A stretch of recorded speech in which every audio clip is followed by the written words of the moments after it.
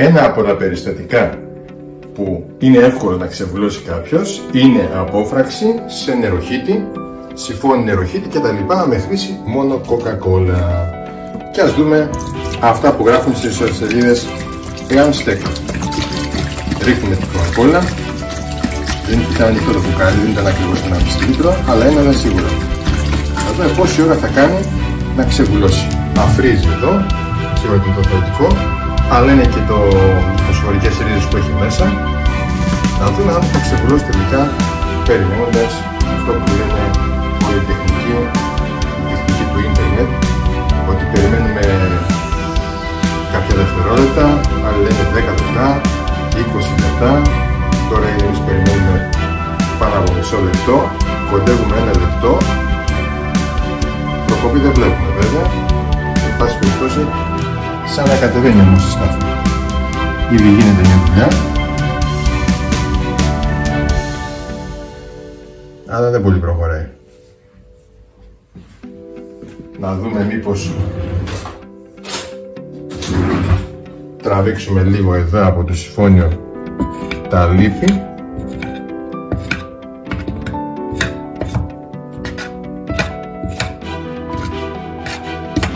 Όντως η Coca-Cola έκανε δουλειά, αλλά δεν είναι το αποτέλεσμα αυτό που δείχνουμε στις ιστοσελίδες. Δηλαδή, εντάξει, ως ένα σημείο ρε παιδιά, μην λέμε και βλακίες. Τώρα εδώ έχει γεμίσει λίπη και τα βλέπετε. Δεν υπάρχει περίπτωση η Coca-Cola να τραβήξει τα λίπη αυτά. Δηλαδή θα πρέπει με το κουτάλι, με κάποιο γάντι, φορώντας γάντια, να τα απομακρύνουμε αυτά και εντάξει, ουσιαστικά έχουμε καθαρίσει. Άρα η Coca-Cola έκανε δουλειά, προσέξτε τώρα, όχι για αυτά τα λίπη εδώ, για τα λίπη μέσα. Αν κοιτάξουμε μέσα, είναι όντως πεντακάθαρο. Και το μέσα, εδώ από κάτω, είχε φαίνεται παλιά ειζήματα, αλλά έχουν ξεκολλήσει όλα. Και κάτω μέσα γυαλίζει. Τώρα δεν φαίνεται καλά με την κάμερα, αλλά μέσα εδώ αριστερά και τα λοιπά γυαλίζει. Okay. Άρα η Coca-Cola έκανε δουλειά στο υπόλοιπο αποχετευτικό δίκτυο, όχι όμως να διαλύσει τα λίπη. Αυτά που είναι χοντρά δεν διαλύονται με Coca-Cola. Να είμαστε εξηγημένοι, έτσι. Και αυτά εδώ, αν τα φάτε στο στομάχι σας, κάνουν ζημιά. Η Coca-Cola κάνει εν μέρει, ας πούμε, μια χώνευση θα λέγαμε στο στομάχι, αλλά κάνει μεγαλύτερη ζημιά τελικά στα κυκλώματα και στη χλωρίδα του στομαχιού παρά το καλό που νομίζετε ότι κάνει. Είναι μια συνήθεια, μια εύκολη λύση να πίνετε Coca-Cola μετά το κρέας, μετά το φαγητό, απολαμβάνετε και θέλετε αμέσως Coca-Cola σε δευτερόλεπτα.